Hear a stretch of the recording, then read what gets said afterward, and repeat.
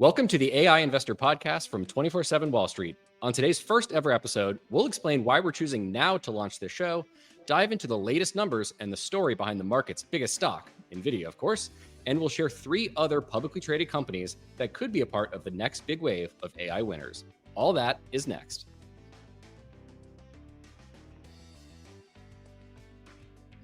Welcome, everyone. I am David Hanson, and I am joined by my co-host, my 24/7 Wall Street colleague, and the number one person I always turn to when there's something new and crazy going on in the market. That's Eric Bleeker. Eric, welcome. Hey, thanks, David. So before we jump into everything we have planned for this very first show, we're going to talk about NVIDIA. That's what's on everyone's mind. Eric, I thought we should quickly give the listeners some background on ourselves and why we're creating the show, because there's a lot of resources out there. And I want people to understand what we're trying to do here and why we think it's just a bit different than a lot of the other shows and resources you'll find. So, Eric, who the heck are you? Why are we doing this show, and why now? Yeah, so my name's Eric Bleeker. I've been involved in finance for 15 plus years. I used to work at the Motley Fool alongside, you, David. And I've had an opportunity working across technology the entire time to really see a lot of trends take off, from kind of the cutting edge all the way up to really providing meaningful difference in people's lives. You could talk about cloud computing, everything that's happened with SaaS over the years, and even following semiconductors and kind of now seeing them have their time in the sun. So, working at Motley Fool is a company that really sprung up in the dot-com boom, and it became a place for people to go, be able to discuss something very new and innovative, and let's change if you are investing in it, transforming people's lives. We've seen, those kind of gains with NVIDIA, but the broader AI space, we're still in very early innings of that. And if you go and you search investor podcasts around AI, you're going to see a lot of stuff like the Dwarkesh podcast that is extremely technical, discussing the details. But, this podcast is built for people who have a semblance that there's a big idea here and they're interested in it, but you're not spending all your time looking at AI. I spend all my time looking at AI. So, it's a way for me to distill what I'm seeing, be able to talk about it, and have a place as this trend goes from something very small to something very significant for, us to be able to discuss that, have a platform to talk with people. Because again, it feels like for as much as, this AI trend's been building, if you're looking to get more involved, if you're looking to learn more about it, it's still really hard to get started. So, this is our own little space where, we're hoping to help investors and hopefully be putting out an episode every couple of weeks and keeping good news flow on and talking about the actual investments that impact our lives, but also could impact, your lives too, for the listeners out there. Yeah, and you talked about our time at the Motley Fool, and obviously AI is kind of on the tip of every investor's tongue now over the past, 18 months or so. But I remember you were talking about it in 2013, 2014. I think you went and visited NVIDIA back in 2015 when it was kind of a small cap even. So why now? What has changed? Obviously the hype cycle, compared to those earlier times is much higher now. Is it just hype? A lot of people are looking at this and being like, oh, I mean, you're starting to hear your aunts and uncles at the dinner table might be, what's this AI thing? So it's certainly reaching that point. And how do you kind of discern, is this just another dot-com bubble? That was only 25 years ago. There's still a lot of scars. And I think people are very hesitant to kind of buy into it. So why now? What has changed from those early days that you were going to visit a smaller NVIDIA? And is it real in your mind, what we're seeing right now? Yeah, like you mentioned, I've got a long personal history with NVIDIA. We've done dozens of webinars about it from our time together at the Motley Fool. NVIDIA was the first stock I ever bought in the mid 2000s. It's just, we have a very long history. Now, David, as well as I, the kind of key to investment is an idea of compounding, right? If you did a book on Warren Buffett quotes about compounding, it would probably be about this thick, right? Because compounding, put simply, it's if you get a 10% return for 10 years, that's not 100% returns, it's 159%. And as numbers get bigger, it's more dramatic. So if you have a 20% return for 10 years, that's not 200%, it's 519%. So any place that we have significant compounding, it's why investing, your returns look so more significant when you do a long time scale is because we always underestimate compounding at scale. So just doing a little story here, both of our jobs at the Motley Fool involve going out, finding the most exciting trends, and finding a way to get those two members, like we talked about earlier, with webinars or other ideas where we're able to take the ideas that we're most excited about and get it out to people. Around 2020, I think it was late 2020 into early 2021, I had already been covering AI for about a decade at that point. We first started having NVIDIA into the office around, I think, 2009, 2010, when they were first talking about kind of the very first phases of this. And I was looking through ideas around, what's going on in artificial intelligence. I noticed a chart that they started producing that the first breakthrough from the early 2010s, which was called deep learning, that was causing a doubling in the amount of computing power needed every 8x every 2 years, I believe it was. But there's a new AI model that was taking off, and it was causing compute to 275x every 2 years. So you see that, and it gets your attention. And it seems like something fundamentally new is taking off. And we actually, at the time we did a webinar, and we had talked about how Elon Musk was poised to harness this for self-driving cars. Now you go forward today, right? And he's got his AI company, and he's building humanoid robots in Tesla. So he's actually doing that. So we're maybe a little early, but we really called what was going on. But what we now know today is what I was observing in this new step change in AI. It's what really led to ChatGPT and this breakthrough. And it's an entirely new way of building AI models, which has led to generative AI. And that's from something called transformers. So what transformers can do is essentially, older AI models, it would have to basically analyze everything. If we're looking at sense by sense, transformers could take up to entire books and understand the context of them. And what this is allowing is AI models that are, again, becoming more complex, we would call it, at a rate that is hard to comprehend. And the clearest way I would have to say it is when the first ChatGPT came out in 2018, it had 117 million parameters, or ways that you would kind of tune that model. The next one that they're still working on, and they're expected to release it in the next year, is supposed to have 17.5 trillion.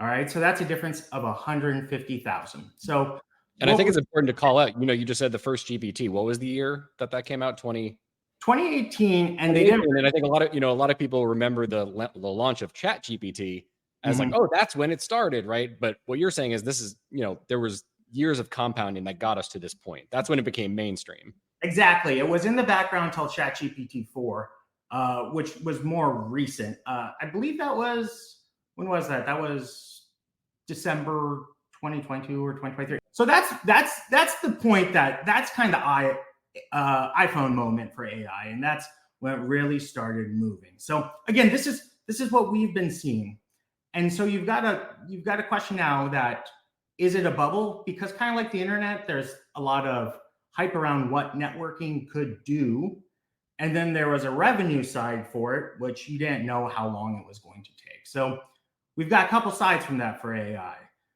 Facebook this year, Meta, they're supposed to add $16 billion in incremental revenue from their AI efforts.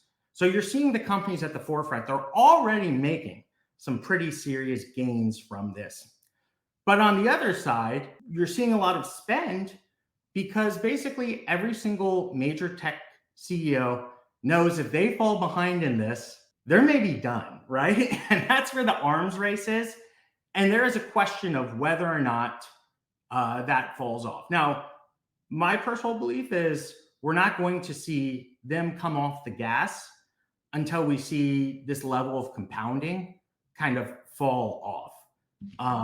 Compounding in terms of the the ability to compute, right? Is that the compounding? Correct. Gains in how good these models are getting with more computing and more data. So the point here being, yeah, like we need to have a little bit of humility that we don't know exactly. It could be that AI is the biggest thing and it's going to take 10 years and we're going to have some bumps along the road.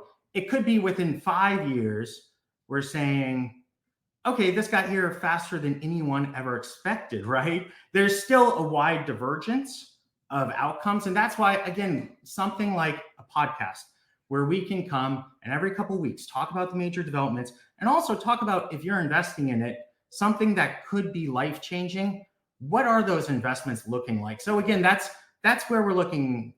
Is this going to be the .com? I think there's definitely going to be aspects of it. It's not going to just be, it can't be as good as it was the past 2 years, right?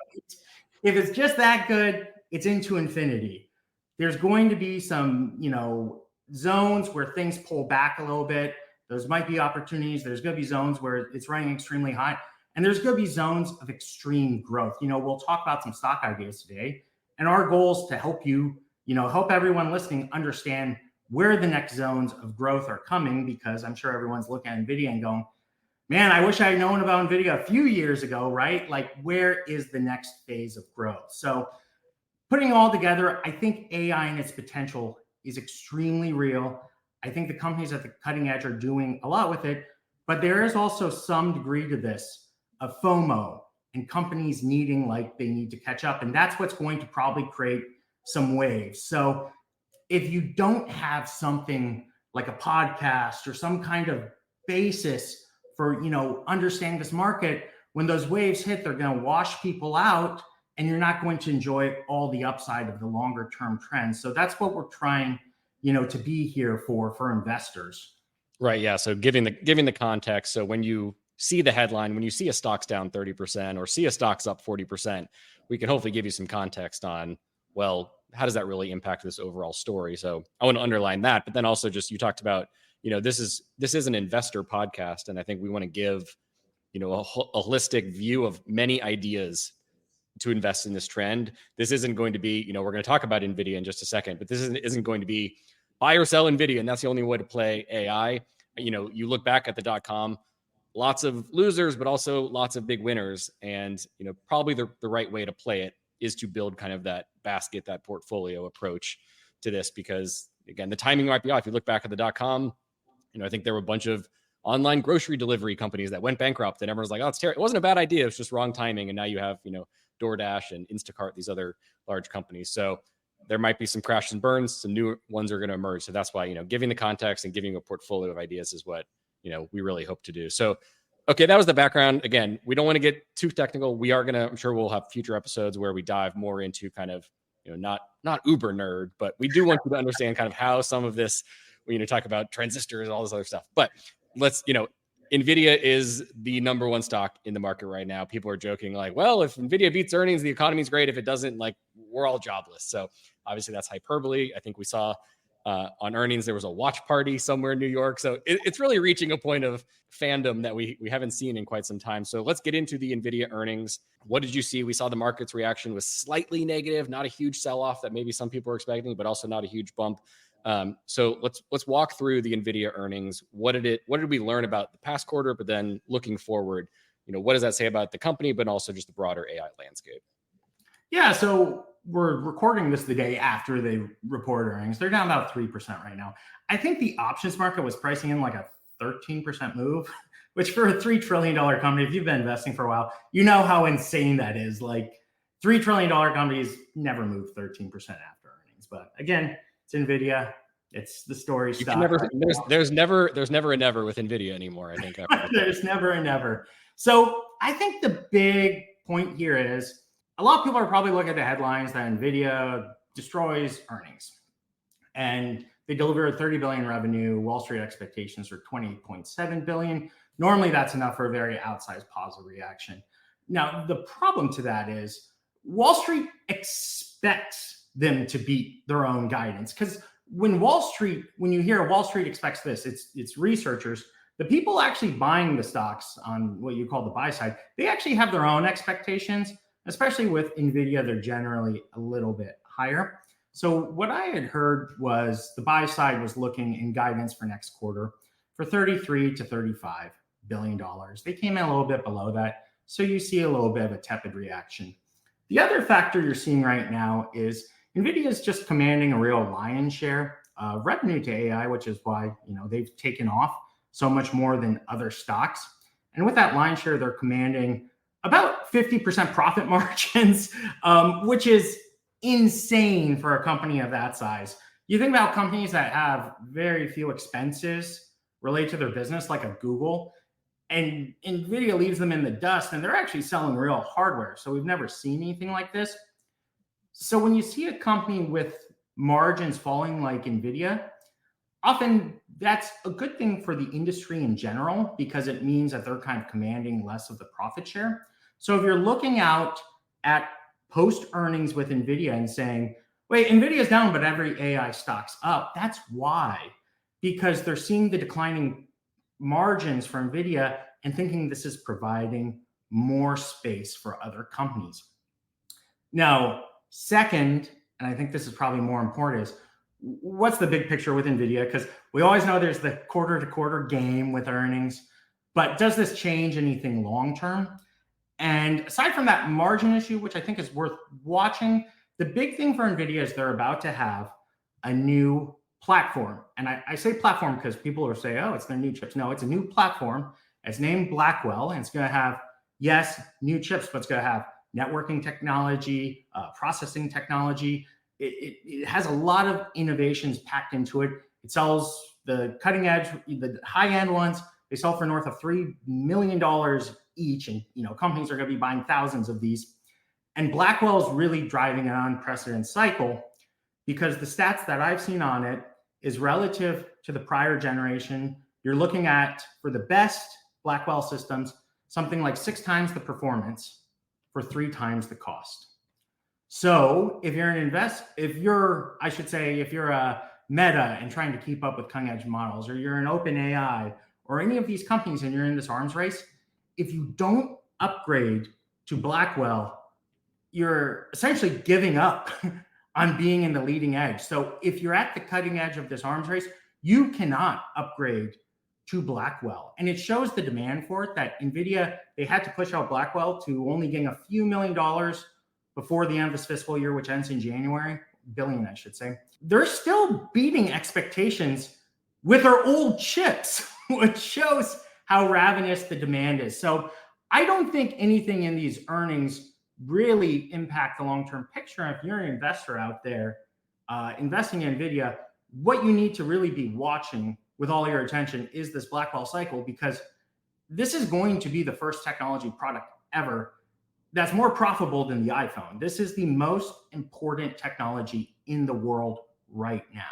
So when you talk about it, offering a product with those margins at that price point, we talked a little bit about margins, slightly coming down for NVIDIA. Who is out there that, what is the biggest threat to that, just totally dominating the market and gobbling up, more and more dollars of these hyperscalers, of people just buying more and more things? Is there any clear competition, or is it pretty much just like, yep, if it's good, it's going to sell? Like how risky do you think is this rollout? Or is it pretty much just like, nope, it's an 80% chance that this thing's going to sell like crazy for many years to come here? I think Blackwell, the next year, the chance that it's going to be demand constrained is near 100%. I mean, it's the dynamics I was talking about earlier, the performance improvements relative to cost. Now, longer term, who's maybe putting a little margin pressure on NVIDIA? The biggest company would be someone like a Broadcom. Broadcom, they're now working with 6 large customers designing their own custom chips. Google's been doing this through, I believe it's 6 generations. When you hear about their TPU, that's done by Broadcom. And the other thing Broadcom does is has full networking solutions, which is where they're trying to bundle that into their platform. And Broadcom, so if you're thinking of an analogy to the last generation of computing, NVIDIA's like Apple with their iPhone and everything into one seamless package. And Broadcom's a little bit more like Windows. So they're good. If you want more control of your data center, if you're Amazon or, I should say Google, you're going to go with them. So, this is where the battle is coming down to, and they're kind of 2 largest customers right now. But where NVIDIA, they're trying to defend on 2 different areas. There's training these large models, really hard to dislodge them there. And then there's actually running those large models, and there's a little bit more headway in there.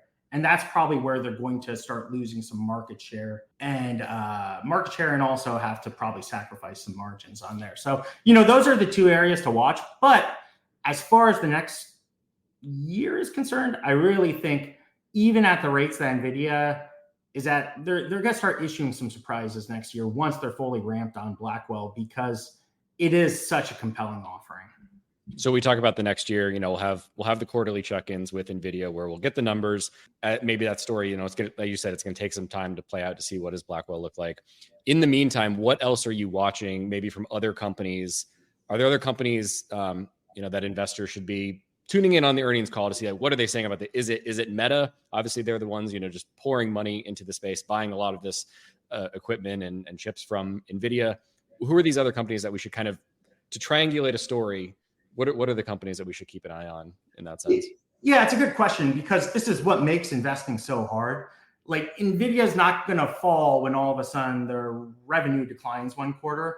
They'll have fallen beforehand because there will be messaging or leaks out of the supply chain that these major customers like a Microsoft, Amazon, they're pulling back on orders, right? So you're going to see the slide before you'd ever actually see that. So I think what you need to be watching, if you want to, if you're investing in NVIDIA and you want to know kind of the threats and areas to watch, you should be watching these hyperscalers, and that's the big cloud companies and their commentary on their capital expenditures.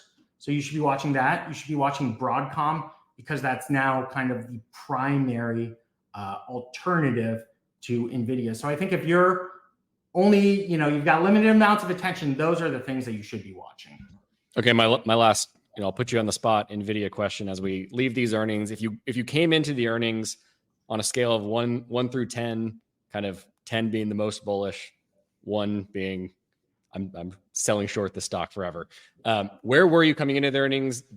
Have the earnings changed where you are on that scale at all going into the rest of this year? Yeah, I would say if I was coming into earnings and let's say I'm an 8, largely driven by what I see as the compelling proposition across this Blackwell cycle, maybe I'm a 7.8 because of a little bit of margin degradation. But other than that, I didn't see anything that's going to affect the long-term thesis. And frankly, I was hoping it would drop 10% today because I would have just added some. But we're not getting that. But let's give it a few more weeks to see what the market does.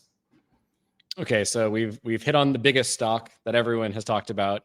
I mentioned that we want to make this a show where you come for new ideas. We're not just going to talk about NVIDIA all day. NVIDIA is great, but there are so many other companies in the market. Like you said, gosh, I wish I would have known about NVIDIA 4 years ago. So let's talk about some of these companies that maybe aren't as household names.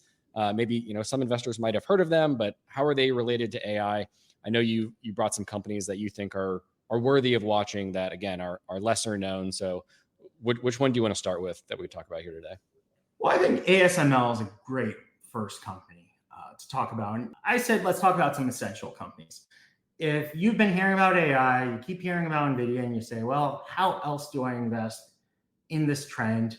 These are companies that can form kind of the bedrock of your portfolio. You can feel pretty comfortable having these as core holdings. These aren't insanely risky companies going for moonshots. These are ones that you can rest relatively easy holding. So yeah, I mean, ASML is a $300 billion company, which back in the day used to be a big company, but next to NVIDIA, it looks like a small cap. But yeah, to your point, we're not, this is more of a bedrock company here that is not going to, well, like you said, you don't see moves of 13%, maybe you will, but this isn't a super speculative micro cap here.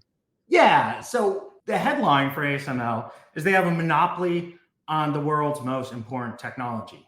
So that's pretty great, right? Yeah. I mean, throwing around monopoly and most important technology. All right. Those are some big words. Let's back it up with some facts here. Yeah. So what happened was ASML has long been involved in a technology named lithography. And essentially how semiconductors work is basically print onto photoresist the design for your chips. And as you can imagine, this is incredibly small, where we're talking about getting down to, atomic scale, right? These transistors are so incredibly small. I believe NVIDIA's Blackwell chip has 208 billion transistors, and it's, the dies, you've got two of them that are this big.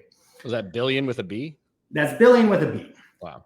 So, again, we're talking on an atomic scale here. And what happened was there used to be a lot of competition in this market. There was American lithography companies, there's Japanese lithography companies, and there's ASML. But they reached a point where it was getting small enough, they weren't able to print anymore. It was too small, and they needed to go to a new wavelength, which they call it EUV. And I believe it's 13.5 nanometers is the size of it. And it allowed chips to keep getting smaller because, as we know, the famous Moore's law is a rough doubling of transistors on chips every 2 years or some version of that. Once you keep doing that for a while, you actually begin reaching the physical limit. And what happened was when we were getting to EUV, the primary competitors for ASML, which is Nikon in Japan and Canon in Japan, they essentially threw in the towel because it was so expensive to move on to this next technology, which left it that ASML could figure it out. They would have monopoly in moving semiconductor technology forward. It was a huge effort. I believe it took 3 decades of total time, billions of dollars. And why ASML won is because they essentially took a consortium approach, working with a group of companies, hundreds of scientists. They were able to get this done, whereas the Japanese companies basically tried figuring out a little bit more individually, and they eventually said no. So what's happened now with ASML is they're the only companies that can produce these cutting-edge lithography machines past a certain point. And by the end of the decade, each of these machines is going to cost roughly $700 million. So if you're buying a machine to make the cutting-edge next iPhone chip or NVIDIA chip, you're going to have to rely on ASML.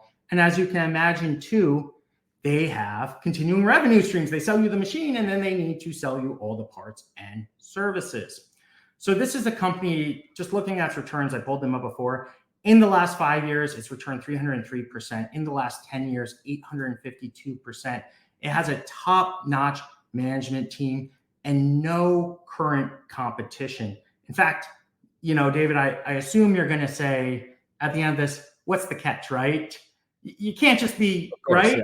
Yeah. So their biggest challenge is almost whether or not they can continue pushing the limits and whether or not they can actually make their own products better because they are at such a physical limit to improvement. But they have a 10-year roadmap. They have a great management team. And you're looking at a company now, if you look on a forward earnings basis, they're trading pretty close after some recent, falls in their stock price. They're trading pretty close to where they have been in bands the past 10 years. So, it's a company, if it continues performing, is it going to produce 20x returns in 5 years? No, it's too big. It's $300 billion. There's only so much that you can grow in this market. But is this one of the most defensible companies in the world that could grow your money by 2x, 3x, even 4x across the next decade? It definitely has that potential. And that's why it's a cornerstone. I mean, is there anything that you'd kick yourself more for than there's only a single company that made all this AI stuff possible and I didn't just buy them, right? That's the definition of a kind of no-brainer to start with, if you ask me. So do you see the big difference compared to an NVIDIA as, they're both creating this essential technology that is needed, but it's just they're selling different kind of components, and what ASML is selling, it doesn't have the same dynamics of just rabid demand that you have to keep upgrading and buying more. It's more of a, you buy it and you said there's continued revenue, but it's not the same, just hyper demand that we're seeing is that the big difference in terms of just the supply and demand dynamics of these two companies? Yeah, I mean, with ASML, it's these large machines that you have to install for each process, and it's going to grow at relatively a rate of semiconductors, where NVIDIA has managed to grow far in excess of the rate of the semiconductor market. So, the other thing it's worth mentioning is you might say, how did ASML become a monopoly? Like, who seeded this to them? And I explained the background there. But the other thing that's worth mentioning right now, and this is what's really fascinating, across the entire semiconductor space for semiconductor equipment, actually making them, there's monopolies or near monopolies everywhere. Like there is a list of companies. I'm going to just name them right now because I took this down. Tokyo Electron, past 5 years up 205%, past 10 years up 674%. Lam Research, past 5 years up 287%, past 10 years 1,019%. Applied Materials, past 5 years 308, 10, 734. KLA 10 Core, past 5 years 449%, past 10, 952. Taiwan Semiconductor, past 5 years 264. And past 10, 612. And David, this is because of that dynamic I was talking about, where with semiconductors, if you were born in the 50s or 60s, all you heard about in the 80s and into the 90s was about how it was a commodity and Japan had flooded the market and there's no way to get an advantage. And that was true. A lot of companies lost a lot of market because it was brutal and it was cyclical. But again, as we've taken each step towards semiconductors reaching their physical limits, companies have to drop out. And that's left, there's 10 or 15 important points to make a semiconductor. It's left companies with dominant market share across nearly all of them. So it's not just ASML.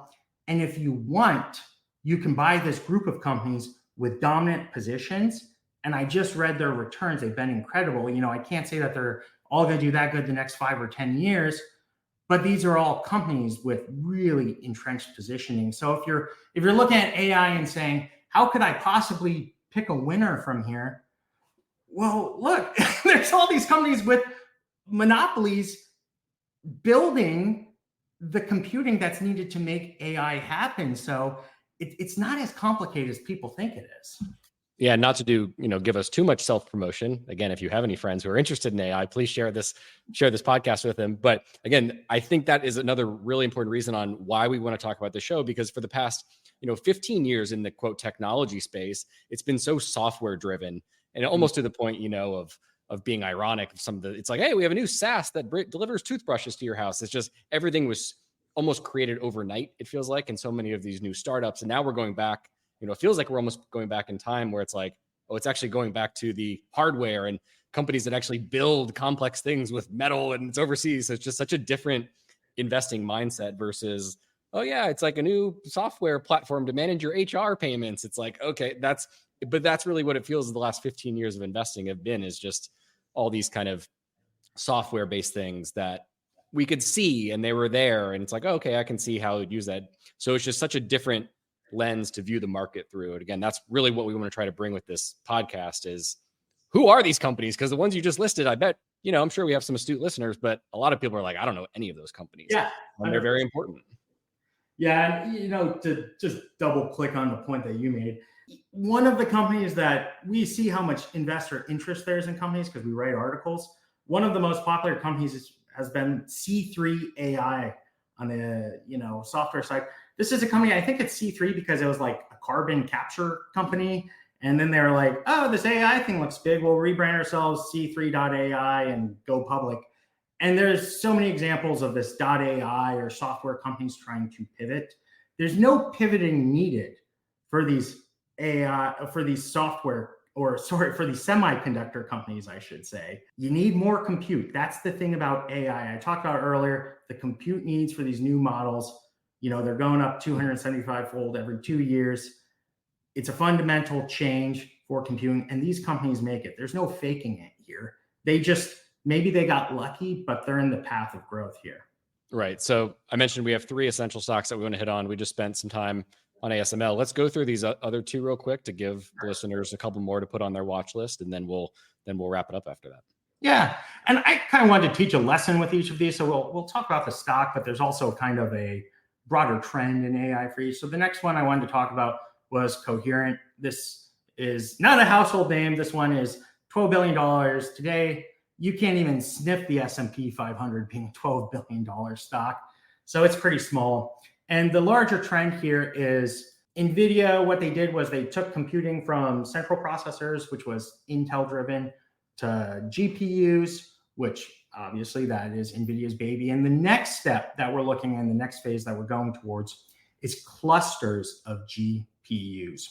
So a year or two ago, I think the biggest cluster of GPUs in the world was 4,000 of them networked together. Elon Musk company just did 100,000 networked together. And we're reading plans now to network 1 million GPUs together. So these huge data centers that are just built for AI is the single biggest trend in technology. And we're talking about, hey, you might see NVIDIA, I wish I had invested before it. We're here and going to 1 million GPUs, right? We are at, for the most part, state of the art right now is tens of thousands, and we're going past 1 million. So this is an opportunity to be relatively early in a big trend. So what Coherent does, they're a really diversified company. They make fiber lasers, and they've got all kinds of different equipment sales, but 50% of their revenue, give or take, is from networking. And they sell transceivers, which is the part of networking that's going to receive and transmit data. And you're moving towards transceivers that can transmit and receive more data. And the big growth area is going to be 800 gigabit per second transceivers, which I've got the numbers right here. I'm going to look. We're going from hundreds of millions in revenue in 2021, around 2 billion last year. Next year, 8 billion. 2027 closing in on 12 billion. So we're talking something like 50x market growth within 6 years. And Coherent, they're pretty dominant in this space. There's a lot of players, but they have their own niche. So a few things about Coherent itself. They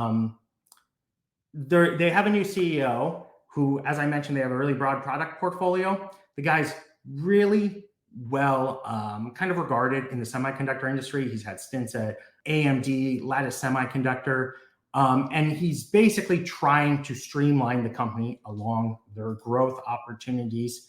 And third, what's coming next for kind of stocks? Well, interest rates are coming down. So you should have some stocks in your portfolio with some reasonable debt loads that are going to benefit from lower interest rates.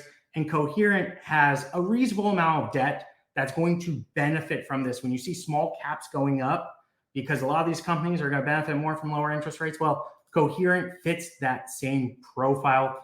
If I needed to give an analogous company to them, look up the stock chart for ON Semiconductor. It's a stock that got a new CEO who's talking a very similar plan and had a similar kind of market with EVs to what Coherent's looking at right now with communications. And between 2020 and 2023, I think the stock jumped something like 3, 4, 5x, just executing on basically a CEO with a plan and the right market. And I think that's the kind of upside that if they execute really well, you could be looking at for Coherent. So again, it's not a horribly risky company right now, but really attractive upside. Interesting. Okay, let's move on to our last one. What's the last one you got for us today? Yeah, and the last one I just wanted to talk about was Synopsys. They're a company that does electronic design automation. Believe it or not, when semiconductors first appeared, what is electronic design automation? You're getting nerdy for us. You're getting too technical for us. All right, I need someone to stop me. Thank you. It's making chips. It's designing chips and software. And basically, when this first started, people used to do it by hand, believe it or not. But it's turned into software as it should have. And it's down to kind of a Pepsi and Coke situation where them and another company named Cadence are the dominant companies in the space. What's the problem for this stock? Well, it's trading at 50 times earnings, which is a little expensive. But here's the opportunity I want to kind of bring forward today. Recently, it's down 20% today. So if you have a stock like this that you really believe in their market and ability to grow, this is one that when the market drops, what happens when the market drops? People go, oh, I don't know if I should be buying right now. I mean, I'm waiting for a dip, but it's kind of scary. We might have a recession. This is the stock. You put a break in case of market dropping 15%, you smash it, and you type in SNPS into your brokerage and you buy it. Because if you can get the stock at 30 to 40 times earnings, there's a really, really good chance you're going to beat the market by a good amount because, hold on, I've got the figures right here. Their profits were $266 million in 2016. They're $1.5 billion today. This is a company that just compounds growth over and over again. And looking forward to the future catalyst-wise, well, as you can imagine, we're in this AI age where everything's kind of hit this inflection point. You think colleges are graduating new people at an exponential rate who can design chips? No, you're going to need to rely on software for that. And also, making chips better is going to need to use AI itself. Who's going to see the value from that? The software companies. So it's a company with huge catalysts. The only problem is it's a little bit expensive. It's dropped recently. And again, it's a foundational company. When the market drops, you just add to it. So hopefully, David, this is giving people something a little unique. Hopefully, they've heard these three companies and they're saying, okay, AI is a little complex, but I feel like I have a starting point. Well, even just on synopsis, when you talk about it being, quote, expensive, 50 times earnings, maybe not a Benjamin Graham cigar, but company. But you look at the lessons learned from NVIDIA the last couple of years when the price was just going crazy and you'd see investors pull up, be like, the price is up 300%, but it's actually trading at a lower PE. So it is hard to, back to your compounding point, it's easy to look at 50 PE and say that's expensive. But when you've got earnings growing, in 3 years, that might look like a cheap price. So, it's not overreacting just to the PE ratio. You got to drill down at these companies and actually look at what is the earnings growth. Yeah, if it's trading at, 50 PE and it's growing at 6% per year, maybe expensive. But as we've seen with NVIDIA, you can see these really explosive earnings growth coming from these companies very quickly. Yeah, plus Costco's trading for 50 times earnings. I mean, what kind of market are they in AI yet? I think they sell everything. Are they selling GPUs in bulk at Costco yet? Yeah, they're using AI to keep the hot dogs at $1.50. So maybe it's a buy. Okay, Eric, we covered NVIDIA. We covered the three stocks that you wanted to, bring to this very first episode. We're going to wrap it up here. I want to pass it over to you. Just, again, give us your final kind of takeaways on this week, on the state of AI, and kind of, again, why this podcast and what do you want the listeners to really take away from this first episode? Yeah, first of all, thank you everyone for listening. I know that there is 1.8 billion podcasts in the world, so we appreciate you tuning into this one. And they're growing at an exponential rate. And they're growing faster than AI. That might be the one market growing faster than AI. So, again, I'm just really excited. I've been following this for more than a decade. I can say the rate of change on things is very real. The breakthroughs that we're going to see across other markets like self-driving and robotics in the coming years, beyond everything we've even looked at, is going to be very exciting.